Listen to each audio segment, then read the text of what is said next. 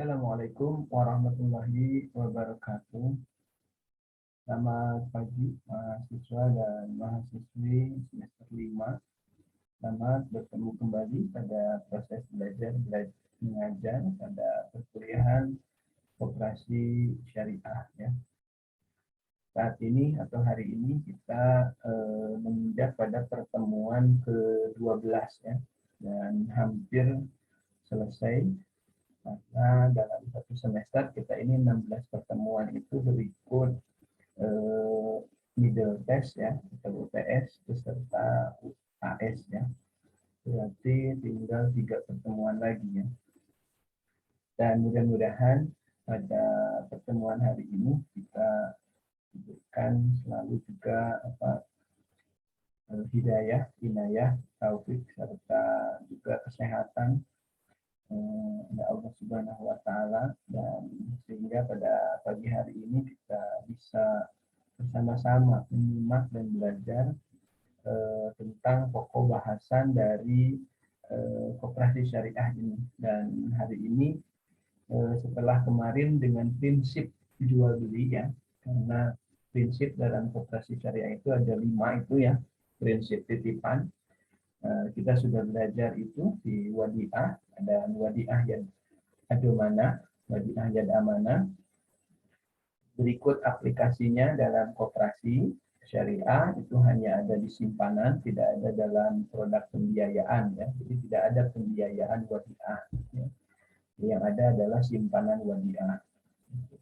Simpanannya di mana? Di simpanan sukarela. Jadi beberapa simpanan sukarela yang ada di koperasi syariah itu ada yang berpola atau berprinsip titipan dengan prinsip wadiah, yad amanah, dan yad adomanah. Nah, cuma untuk wadiah yad amanah itu biasanya hanya ada dalam produk-produk barang ya, seperti safe deposit box.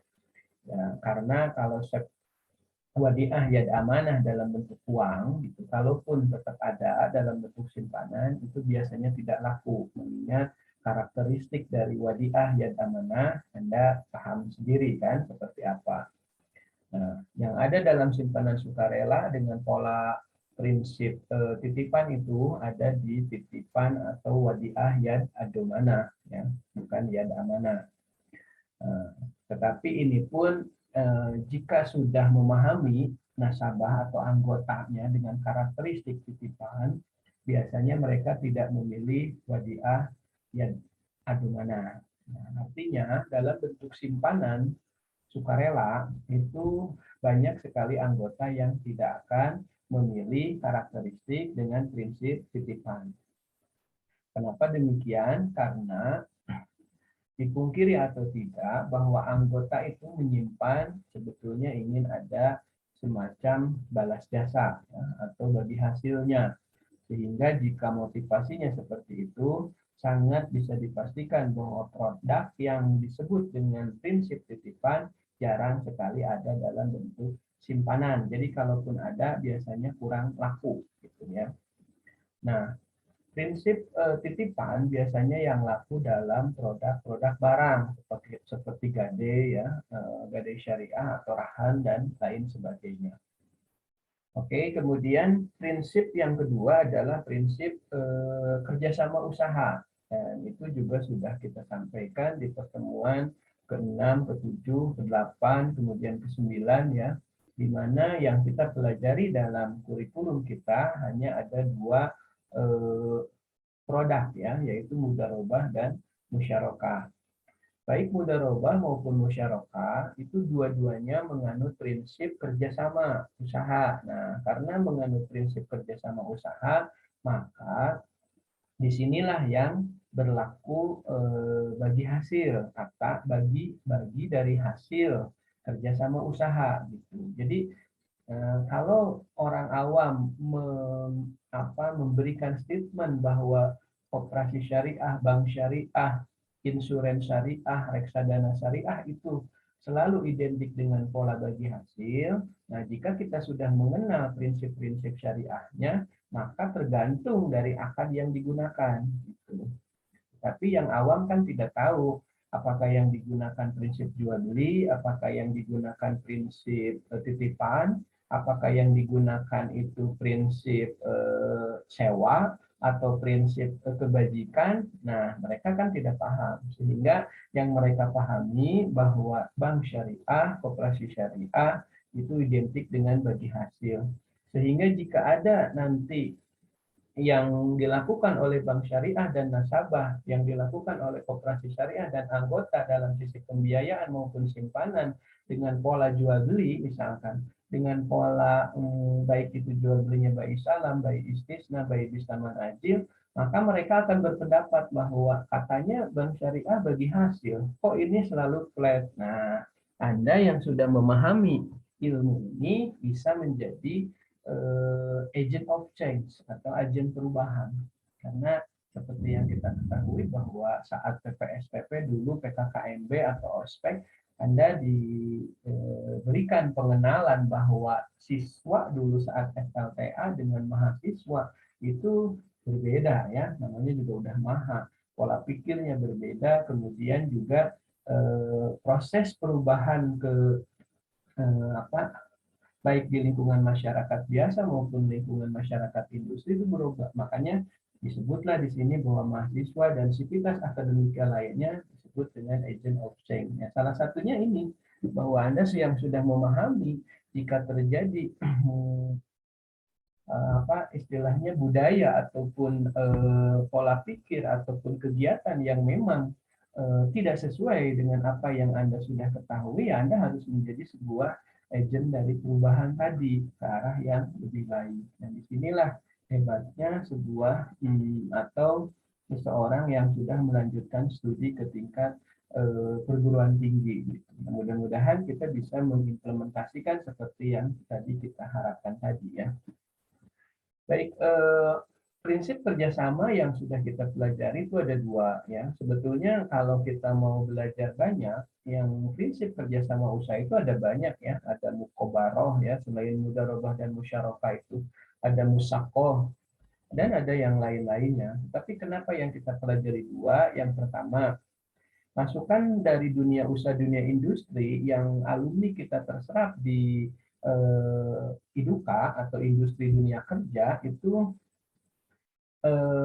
yang banyak terimplementasikan untuk prinsip kerjasama itu ya dua, gitu, mudarobah dan musyarakah. Kemudian mukobaro, musyako, dan yang lainnya itu tidak terlalu diimplementasikan, mengingat mungkin ada sedikit kerumitan dan lain sebagainya ya yang dilaksanakan oleh pihak perbankan maupun oleh koperasi syariah seperti itu.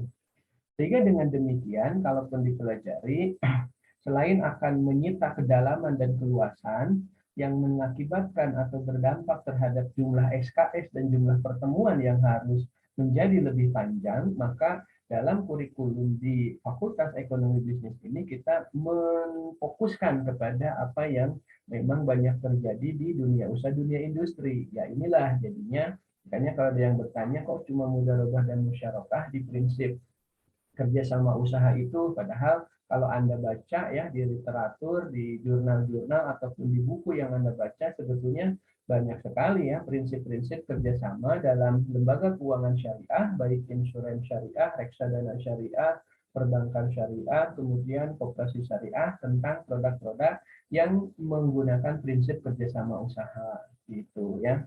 Jadi sekarang jelas ya.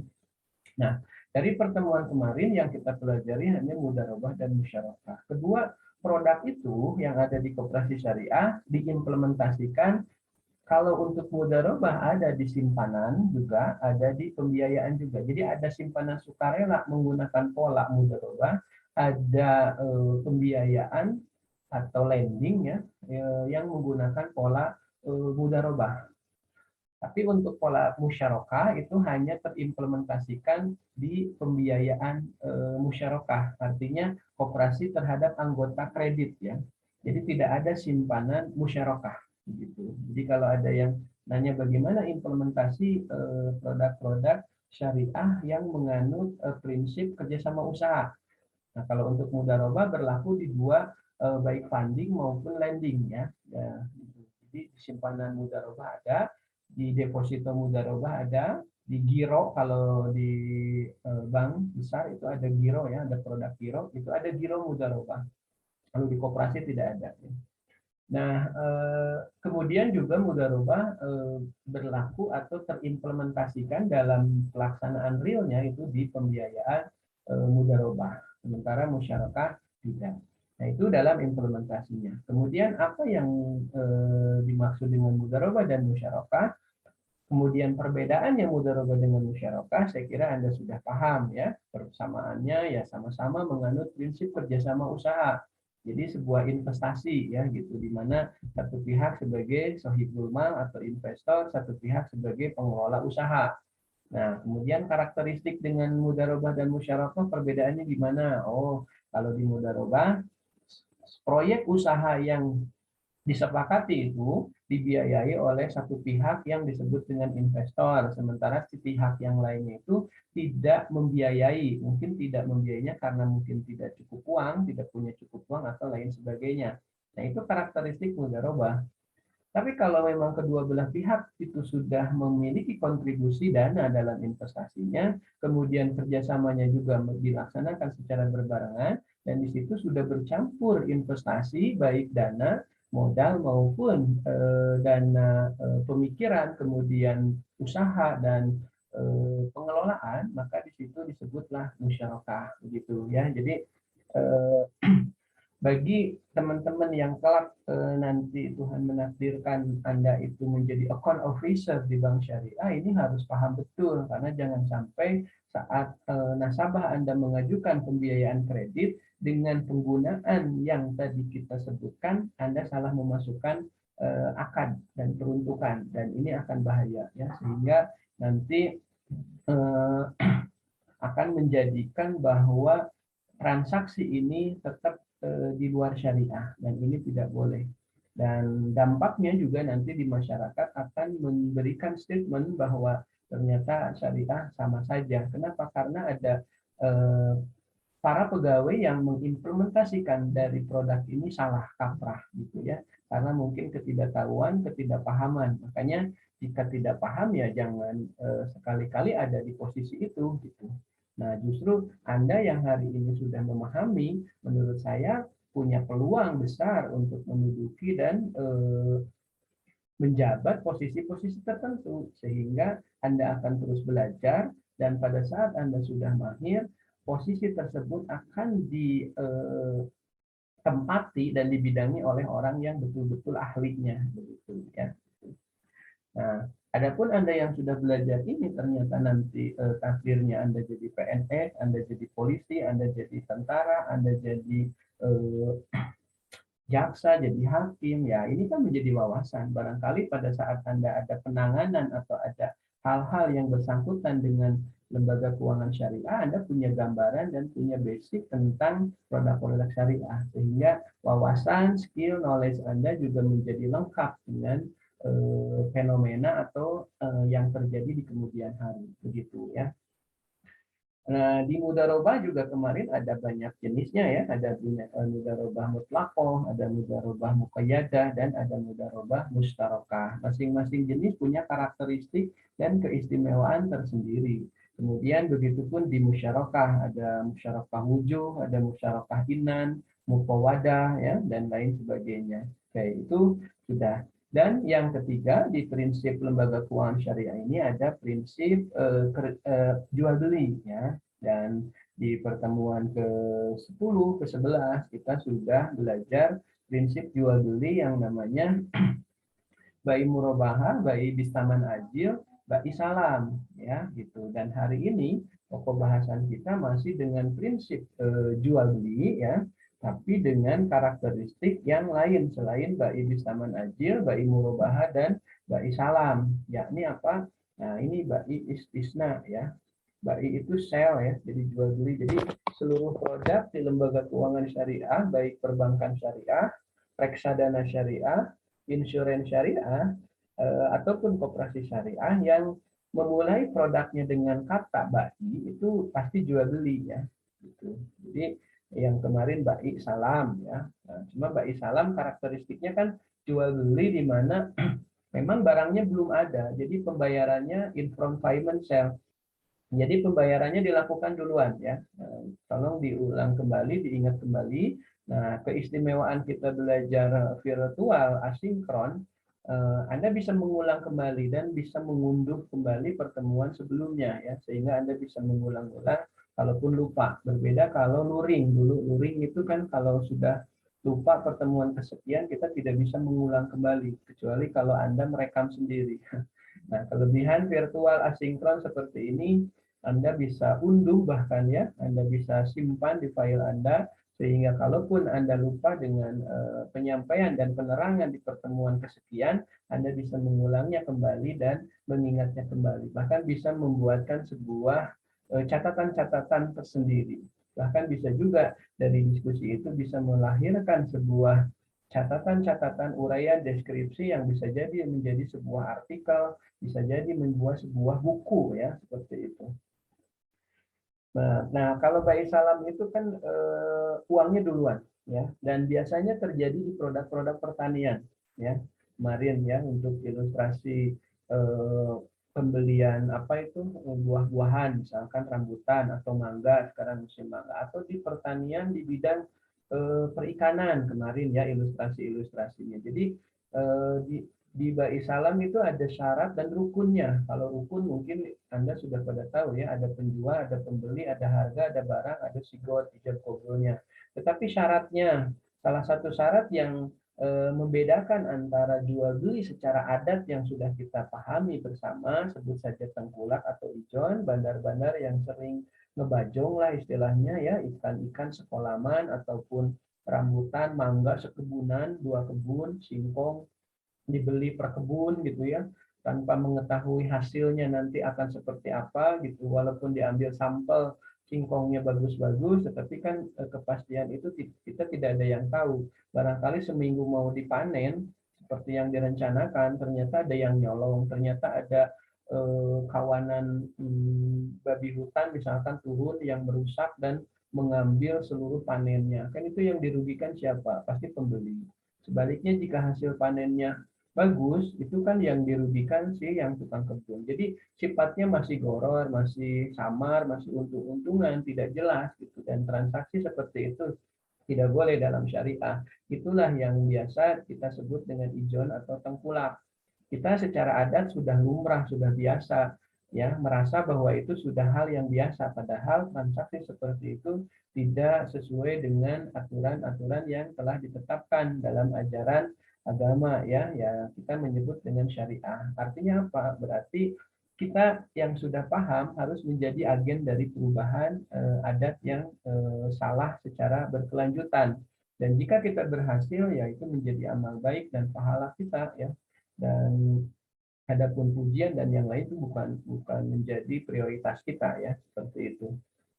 Nah, banyak hal ya di kita juga hampir di setiap desa terjadi kayak waktu kita melaksanakan KKN di Ba'i Salam atau di transaksi jual beli secara adat itu selalu terjadi dan tidak sesuai dengan prinsip yang ada di Ba'i Salam kemarin. Nah, di Desa Pamulihan, Rancakalong itu bandar-bandar itu membeli ubi ya, ubi Cilembu itu sebut saja walaupun ditanam di Rancakalong atau yang lain, tapi kan sebutannya tetap ubi Cilembu. Nah, pembeliannya itu perkebunan gitu, di Bajong lah istilahnya. Nah, itu tidak boleh. Yang boleh itu adalah spesifikasinya harus jelas. Jadi boleh perkebun tapi nanti sudah ada spesifikasinya. Misalkan tipe ubi Cilembu per kilogramnya ditawar 500 rupiah misalkan per kilogramnya. Adapun nanti pas dipanen dapatnya sekian ton, ya tinggal dikalikan saja. Uang yang sudah diberikan kalau memang hasil panennya sedikit ya tinggal dikembalikan lagi uang yang sudah dibayar, atau kalau uang yang sudah dibayar bisa jadi dia punya hutang, si yang punya kebun penjual itu punya hutang di musim panen yang akan datang untuk menanam dan menyerahkan sekian kilogram atas kekurangan di transaksi Ba'i Salam sebelumnya gitu. Dan dua-duanya merasa tidak ada yang dirugikan dan tidak ada yang merasa diuntungkan sepihak gitu. Jadi dua-duanya sama-sama adilnya gitu. Jadi yang jelas ada syarat tentang spesifikasi ya, baik secara kualitas maupun secara kuantitas. Nah, sementara yang terjadi di adat itu kan tidak mengukur kuantitas dan kualitas, pokoknya sakebonan, pokoknya sabalong, pokoknya. Nah, terlepas nanti sabalong ikannya ada banyak atau tidak, ya itu menjadi inilah yang tidak sesuai dengan aturan syariah, begitu ya. Nah, itu review kemarin di prinsip jual beli sudah kita pelajari tentang bai murabaha, bai di taman ajil, dan bai salam ya. Sekarang bai istisna. Oke. Bai istisna ini merupakan adik kakaknya dengan bai salam dan bai di taman ajil. Artinya mereka ini merupakan bagian dari produk-produk jual beli. Dan bai istisna memiliki persamaan dengan bai salam yang lebih banyak daripada bai di taman ajil atau bai murabaha. Nah, kalau dengan bai di taman ajil, bai murabaha itu mungkin sama-sama dijual belinya ya. Kalau dengan bai salam minggu kemarin, selain sama-sama dijual beli, sebetulnya sama-sama produk yang dijual belikannya itu belum ada. Cuma bedanya kalau bai salam itu terjadi di produk-produk pertanian, kalau bai istisna itu terjadi di produk-produk manufaktur seperti rumah ya, kendaraan. Nah, jadi bagi apa tuh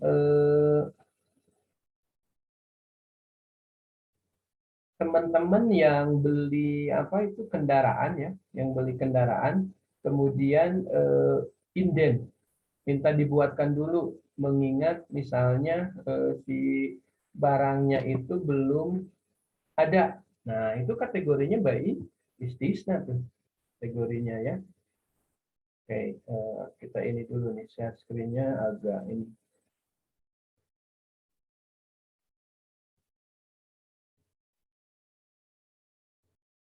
Nah, kemudian juga bagi teman-teman yang minta dibuatkan rumah ke BTN, misalkan Bank BTN, kemudian nanti setelah jadi Anda beli dalam bentuk cicilan, itu juga kategorinya bai istisna gitu ya. Oke, kita bahas satu-satu ya. Intinya kalau kita lihat definisi bai istisna ini nih ya, secara bahasa ini berasal dari kata sana'a ya, yang artinya membuat, kemudian ditambah huruf alif, sin dan ta menjadi istisna. Asalnya sana'a ya. Kemudian ditambah alif, sin dan ta menjadi istisna.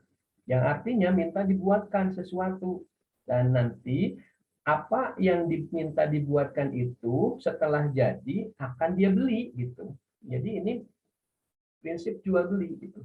Kalau bai bis taman ajil, bai salam, jual belinya produknya itu udah ada di pasaran, kayak misalkan ingin beli TV, ingin beli kulkas, ingin beli mobil juga. Nah, pada saat ingin beli mobil ke showroom ya, kemudian mobil yang dia pingin ada di situ, itu tidak masuk kategori bai istisna, tidak minta dibuatkan, karena posisi jual belinya barang yang ada, yang ingin dijual belikan sudah ready ya, sudah ada gitu.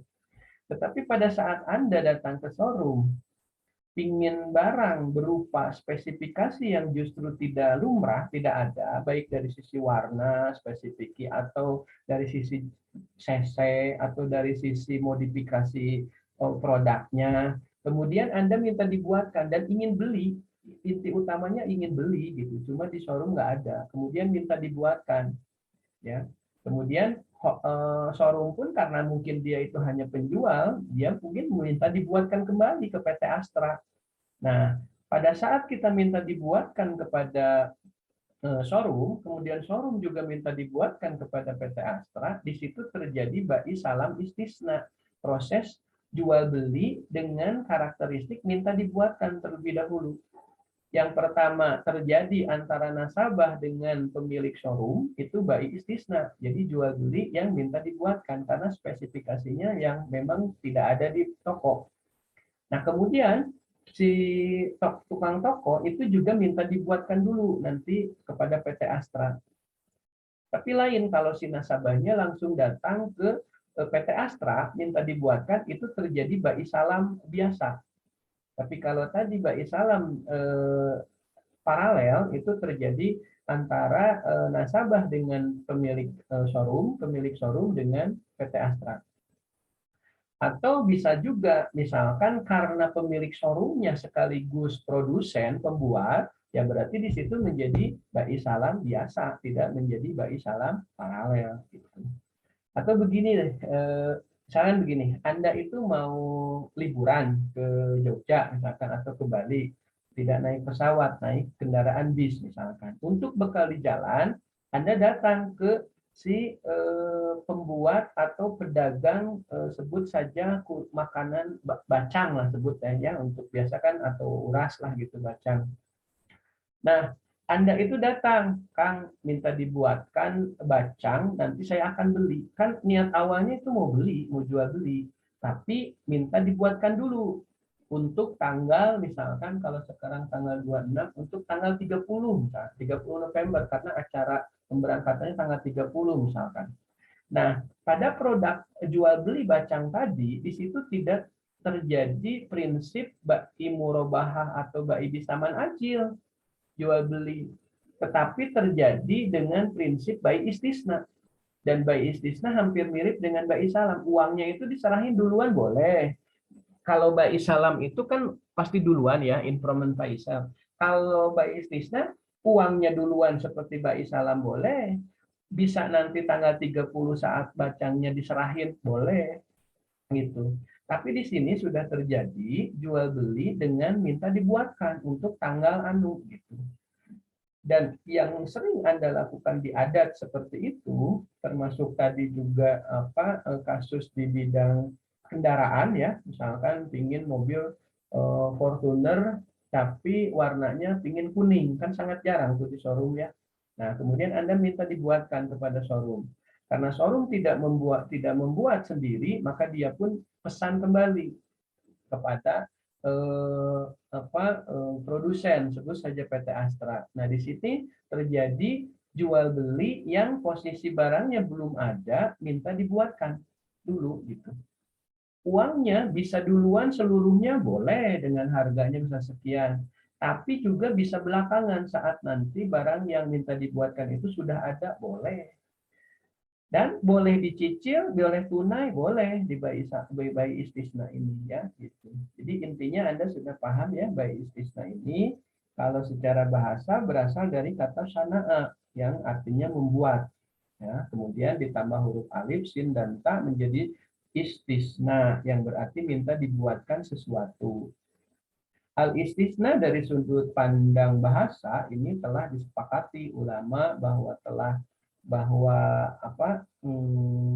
istisna ini bermaksud meminta supaya dibuat sesuatu atau menempuh sesuatu, ataupun dengan kata lain membuat sesuatu berdasarkan apa yang diminta gitu. Misalkan contoh kasus lagi, misalkan ada dua muda-mudi yang baru menikah misalkan, kan prioritas utama anak yang baru menikah itu adalah rumah ya. Misalkan dia ingin membeli sebuah rumah gitu, karena dua-duanya sibuk kerja, misalkan dia tidak mau membuatkan sendiri, dia ingin membeli, tetapi konsep rumah dengan ukuran, spesifikasi, warna, jumlah kamar dan lain sebagainya dia punya konsep sendiri.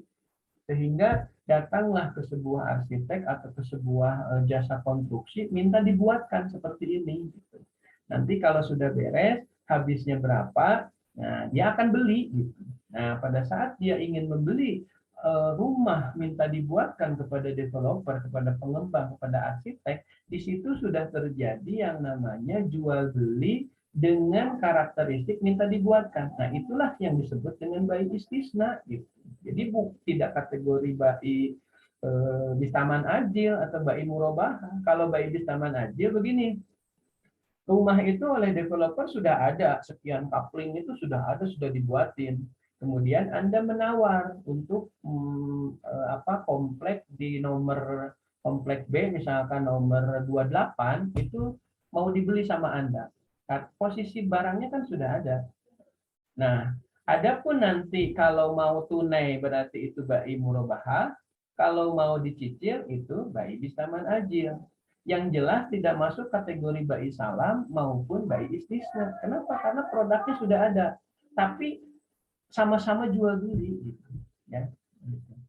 Tapi pada saat Anda datang ke developer, ternyata produk yang ada tidak sesuai dengan konsep yang Anda inginkan, mengingat misalkan Anda ingin ada kolam renangnya, Anda ingin 3 lantai atau 4 lantai dan tidak ada di situ, kemudian minta dibuatkan, Anda sudah mengirimkan couplingnya yang mana, kemudian developer menyetujui, dan setelah beres nanti Anda beli, adapun istisna itu boleh tunai, nanti setelah beres itu boleh juga dikredit, tapi kategori membuatkan, minta dibuatkan dengan konsep yang Anda inginkan rumah tadi, baik spesifikasi maupun kualitas dan ukurannya, itulah sudah kategori bai istisna. Tidak termasuk kategori bai bistaman ajil atau bai murobaha, apalagi bai salam. Karena bai salam hanya terjadi di produk-produk pertanian. Gitu. Itu paham ya?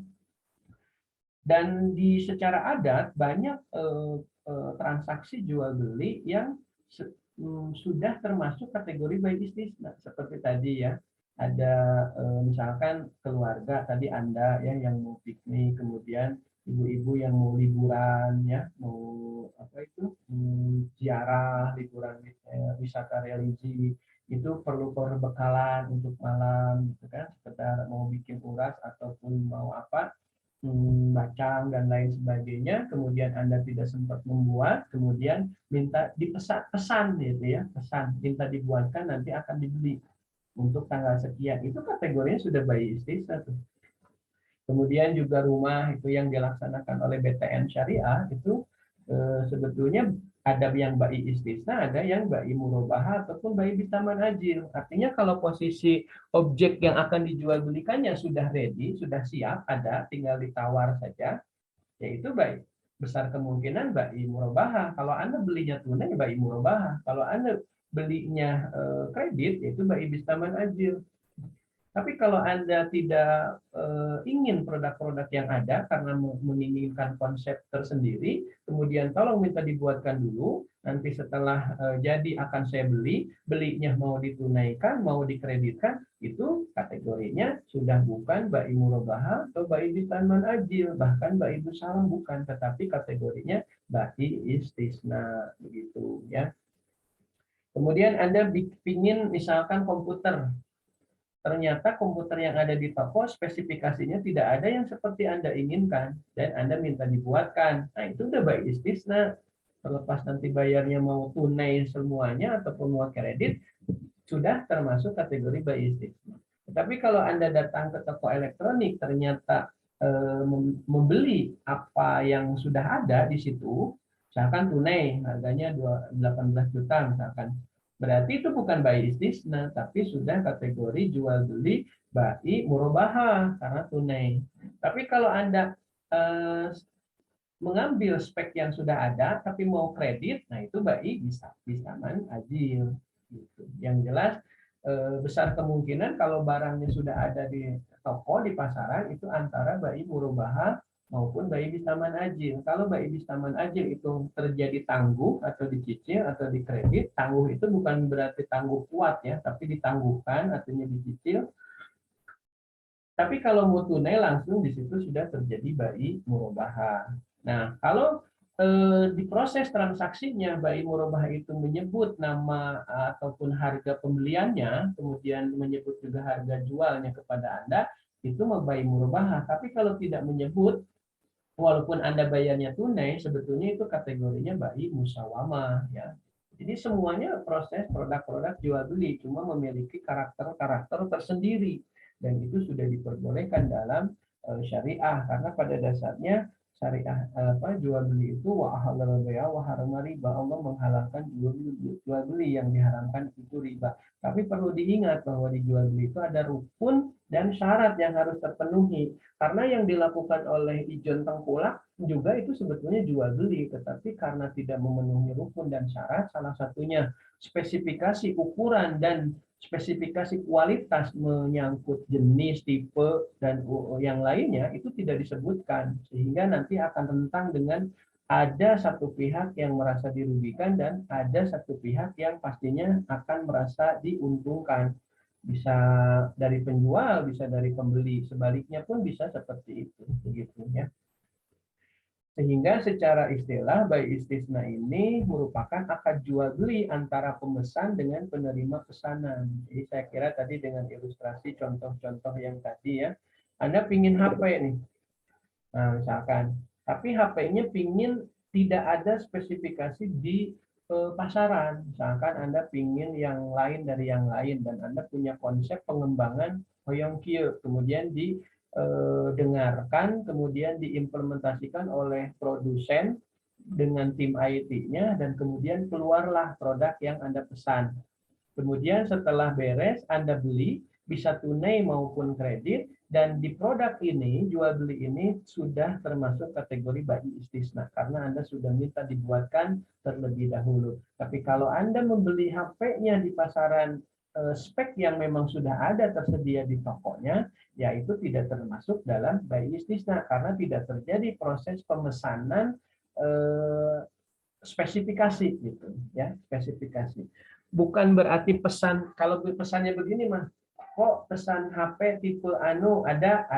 Nah, itu juga pesan, itu mah pesan supaya dari sisi kuantitas pembelian gitu. Sebenarnya produknya sudah ada di situ, tidak termasuk kategori bagi bisnis. Nah, kalau pesan itu mah gitu. Misalkan apa ada mobil ras warna hitam ada, saya pesan satu. Nah, itu tidak kategori by istisna karena yang dimaksud pesan di sini adalah pesan karena spesifikasinya tidak ada, tidak siap, sehingga kita pesan minta dibuatkan sesuai spesifikasi yang tadi kita inginkan ya. Dan menurut pandangan ulama mazhab Hanafi, ini sebuah akad untuk sesuatu yang tertanggung dengan syarat mengerjakannya ya. Sehingga bila seseorang berkata kepada orang lain yang punya keahlian dan membuat sesuatu, buatkan untuk aku sesuatu dengan harga sekian dirham. Nah, itu jadi jual beli nanti produk yang minta dibuatkan tadi itu menjadi objek jual beli, tapi produknya itu sesuai spesifikasi. Jadi lain dari yang lain. Jadi buatkan untuk aku sesuatu dengan harga sekian dirham misalkan. Dan harganya disepakati dari awal gitu ya. Itu kira-kira sekian sekian. Jadi sehingga ada tawar menawar. Gitu. Misalkan tolong buatkan rumah tipe ini dengan kolam renang di lantai 2, kemudian ini. Kira-kira harganya berapa? Sekian M dengan sekian M nawar. Nah, kalau tadi deal ya udah jadi. Jadi dari istisnanya atau tawar menawarnya terjadi di jangan nanti setelah beres baru keluar harga, belum tentu juga ya dia sepakat, sehingga bisa terjadi juga ketidaksepakatan dan nanti ada yang dirugikan dan ada yang diuntungkan juga ya seperti itu.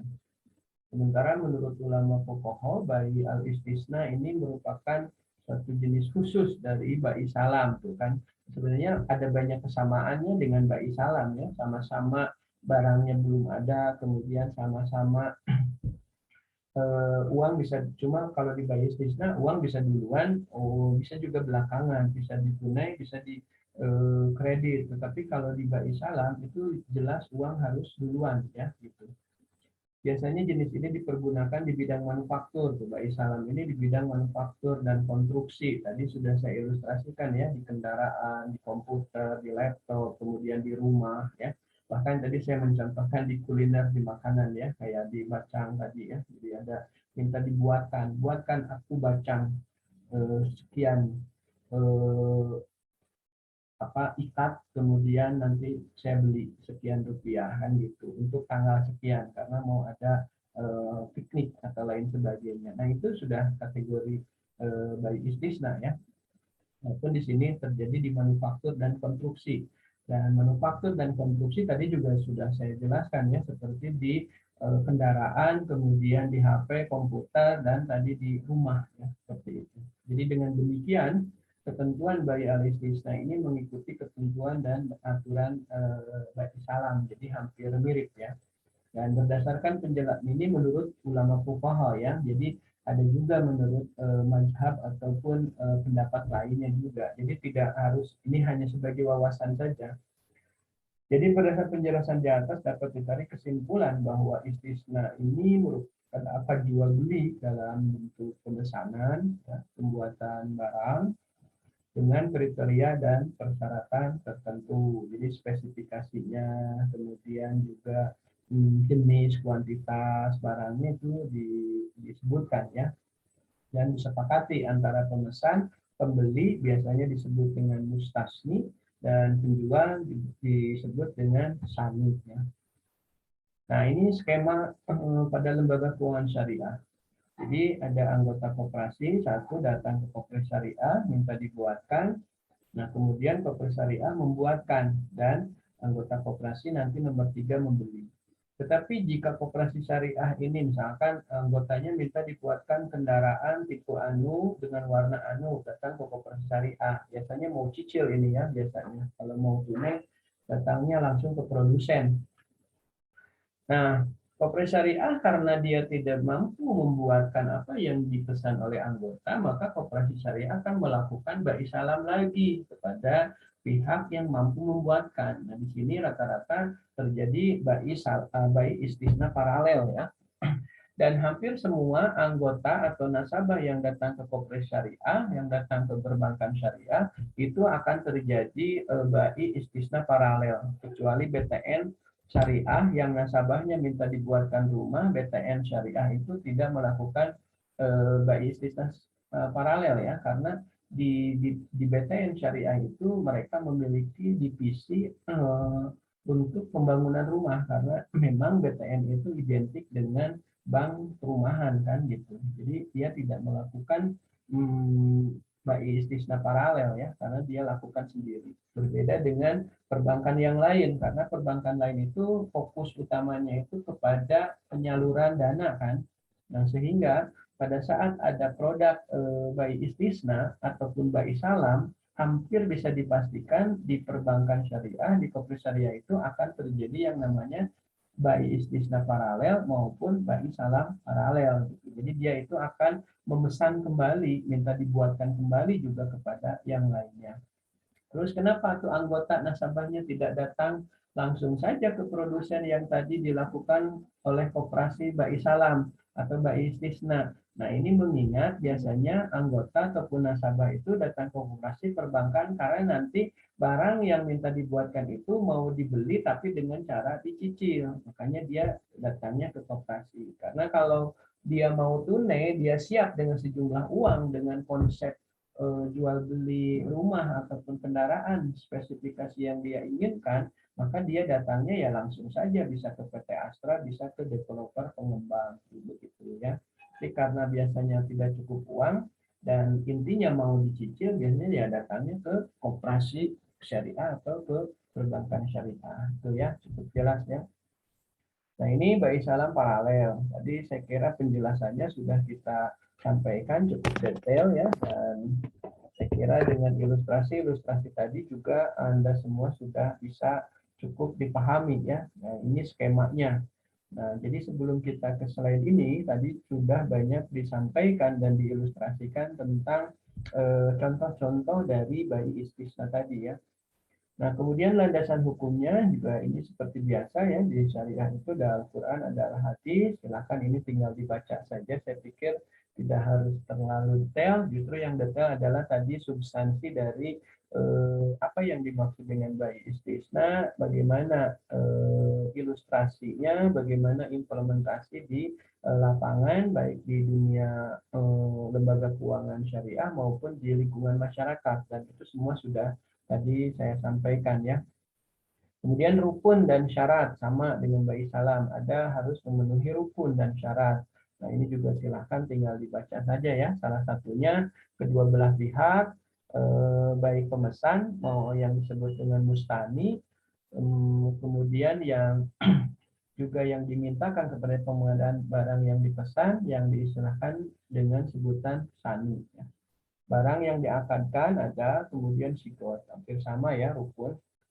Kemudian syarat pada istisna. Ini syarat dengan memahami hakikat istisna, kita dapat memenuhi bahwa akad istisna yang dibolehkan dalam oleh ulama mazhab Hanafi memiliki beberapa persyaratan. Salah satunya penyebutan, penyepakatan kriteria barang pada saat akad dilangsungkan.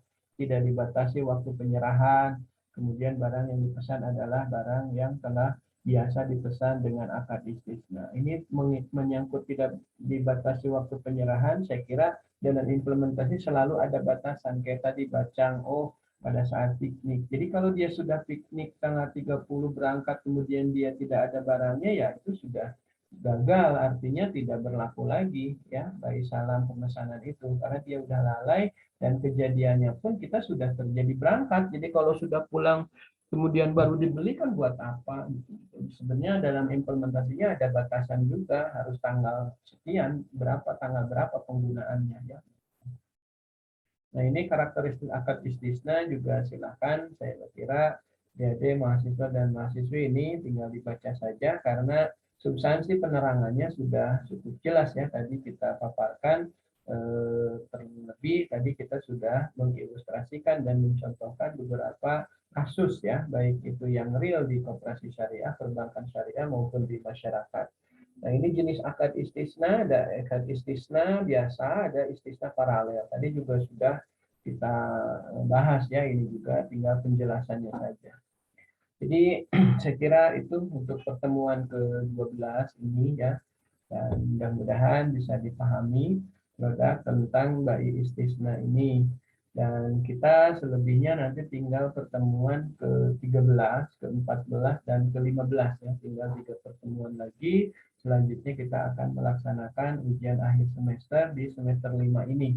Dan tidak terasa adik sudah mau memasuki ke semester 6 nanti ya. Mudah-mudahan selalu diberikan kelancaran dan apapun yang barusan kita pelajari mudah-mudahan bisa dipahami, kemudian bisa diimplementasikan dan bisa menjadi bekal kelak kalau kita berhubungan dengan yang namanya produk-produk lembaga keuangan syariah. Baik adik-adik nanti keterima menjadi sebagai pegawai maupun menjadi masyarakat nasabah yang berinteraksi dengan lembaga keuangan syariah. Seperti itu barangkali ya. Baik, terima kasih dan mohon maaf apabila ada banyak kesalahan, kekurangan, dan kehilapan balik dalam penyampaian maupun isi materinya ya. Terima kasih. Billahi taufiq wal hidayah. Assalamualaikum warahmatullahi wabarakatuh.